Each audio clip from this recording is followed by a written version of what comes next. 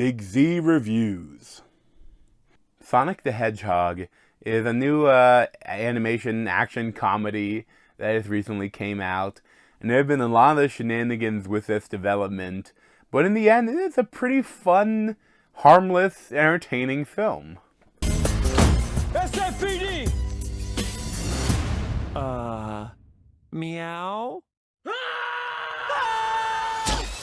Oh, come on. Good morning, my rural chum. Mr. Dr. Robotnik, I'm going to give you 5 seconds to tell me where it is. Wait! Don't hurt him! So I am of an age of having played Sonic the Hedgehog on the Sega Genesis, and I won a tournament for Sonic the Hedgehog at like the local Suncoast Video. And like, of course, I didn't live in a big city, so I didn't have a lot of like really good competition. But still, I did win a tournament where you play the game and see how like high of a score you get or in a certain time or something. And so I enjoyed Sonic the Hedgehog. I watched some of the cartoons, but I never was a huge fan of the cartoons. And I haven't played any of the recent games because they're not that great. But I did. I did have an affection for the character and the game going into this film. And, I'm so glad that they did change the character design. Because, it's pretty true to what he looked like. I like what they did. And I like that the way they did his character is like they kind of switched stuff up so that he's been living on Earth for like 10 years. And he's been alone, but he's been like watching everyone in this small town, Green Hills. And he kind of is friends with everyone, even though no one knows it. And he knows all of the, the modern things, with all the modern references and stuff. And there's also I like how Ben Schwartz plays the voice acting. It's almost like he's, a teenager with ADHD. And it's kind of a really interesting way to play him. And it worked, Some stuff is a little cringy, but modern teens, that's kind of what they're like, I think. So it does really work. And James Marsden as the sheriff and the potential best friend to Sonic is great. And Jim Carrey he's like flashbacks to, the 90s crazy Jim Carrey character, this time as a villain. And he really brings it in every scene.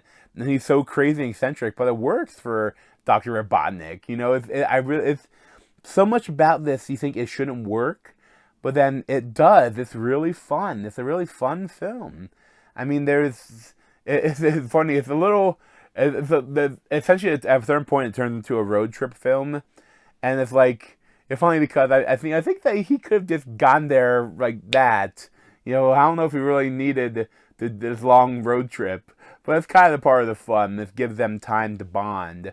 And, I understand that they do a little bit of joke that when he is, San Francisco is right to the west or whatever, straight shot. And he goes straight and then he comes back and he's covered in seaweed and stuff. So it's so he doesn't really know directions or where exactly to go. So yeah, okay.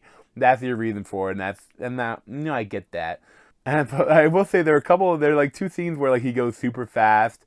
And it's like a direct stealing of the X-Men Quicksilver scenes.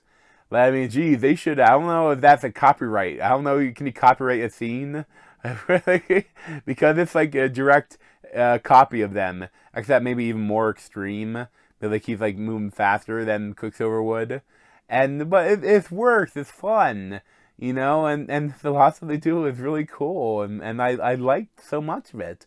It's goofy, you think that especially it's a kids film, so I think the kids will love it, but the adults, I think, would still enjoy it.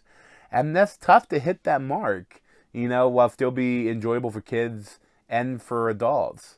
And I think this film really did it. I really don't have much to complain about this. And the film I honestly chuckled throughout. I don't know if I really laughed really heartily, but most times I chuckled. Probably some of the ones that the goofiest kind of most different kind of funny things was with James Marsden's sister-in-law, who like hates him, and there's some really funny bits with them, and there's a lot of little funny bits, and it's a funny and there's some good action. Honestly, it's all you can really want from a Sonic film, and it sets stuff up to do a sequel. I think they're definitely going to do a sequel, but they did pretty well. So it is too bad though that having to redo it. Like a lot of the people that worked on it, they also worked on the Cats film.